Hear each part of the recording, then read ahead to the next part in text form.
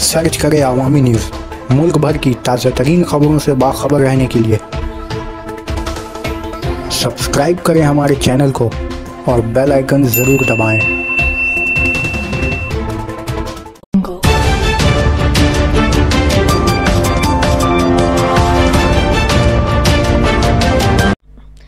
बारिश की वजह से पंचगाना नदी सूज गई है और इसी वजह से 204 गांव मुतासिर हुए हैं। 16 की मौत हो गई है जबकि 50,000 को बचाया गया है। NDRF की टीमें लोगों को बचाने के लिए हर मुमकिन काम कर रही हैं। दूसरी जानिब मगरबी महाराष्ट्र की सांगली में शदीद बारिशों के बाद सैलाब की सूरत हाल मज़ीद ख़राब हो गई है, जिससे हकाम कैदियों को उसकी ऊंची मंजिल में मुंतकिल करने पर मजबूर हैं। पिछले दिनों सांगली में मौसलाधार बारिश के बाद जिला जेल का अहाता तकरीबन 370 प्रेमिसेस कैदियों की रहायशगाह बुध के रोज डूब गया।